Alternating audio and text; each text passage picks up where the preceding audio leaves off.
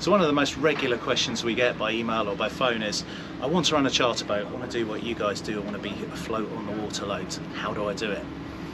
Like any question, it's a little bit more complicated than it might at first seem. And there are really two aspects to it. There's the boat and there's the person. And it's the person that we get involved in training and developing the skills in. The boat is a slightly different ballgame. But what you need to do read the boat is to generally be commercially licensed, coded, and there's a whole process around that, and you'll need to speak to a marine surveyor. The qualifications is what we do now.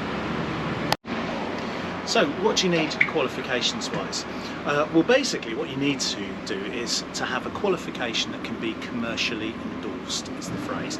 And there are a number of qualifications within the R-Way scheme that you can commercially endorse. Now we're looking at really sub 10 metres, sub 11 or 12 metre power boats here, and therefore that's the power boat scheme within the R-Way world. And there are really two qualifications that you can commercially endorse: R-Way Powerboat Level 2 and the R-Way Advanced Certificate of Competence. So that's really the advanced level.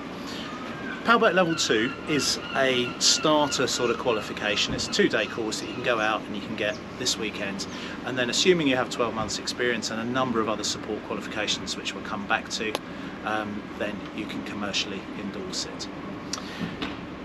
It doesn't really allow you to do much though, Level 2. The way to look at Level 2 is if you were to drive a little ferry boat across a river or within a harbour, that's probably what you're going to use Powerboat Level 2 for. If you want to drive a charter rib, if you want to take people a little bit further out offshore, if you're looking at treasure hunts, maybe fishing trips in a smaller powerboat, it's going to be Advanced Powerboat Certificate of Competence. If you want to drive ribs for treasure hunts, for sea safari type trips, then realistically it's going to be Advanced Powerboat Certificate of Competence you're going to have to achieve, and that's an examined qualification. Now we're going to do a separate video on that, so come and look at the rest of our videos to understand a bit more about the Advanced COC. But let's actually just look in a bit more detail at what the commercial endorsement means.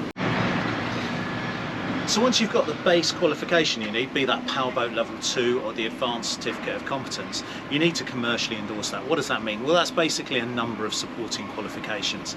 So it will be sea survival, be that R-Way or STCW. It will be a suitable first aid, of which there's only 3, R-Way, STCW or Sea Fish. You need VHF. You need your R-Way Professional Practices and Responsibilities, which is a short online course, and you need to have a medical. And then it's a matter of filling in a form and sending that off to the R-Way for the commercial endorsement to be applied to your qualification. But you do need relevant experience, and that's all detailed on the R-Way website in terms of what you need as a minimum. And then it's also down to the person that's going to employ you, the operator, to determine whether you've got enough relevant experience to operate their vessel.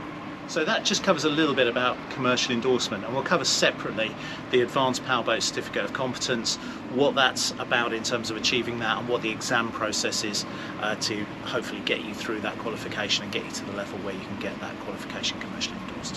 Have fun afloat.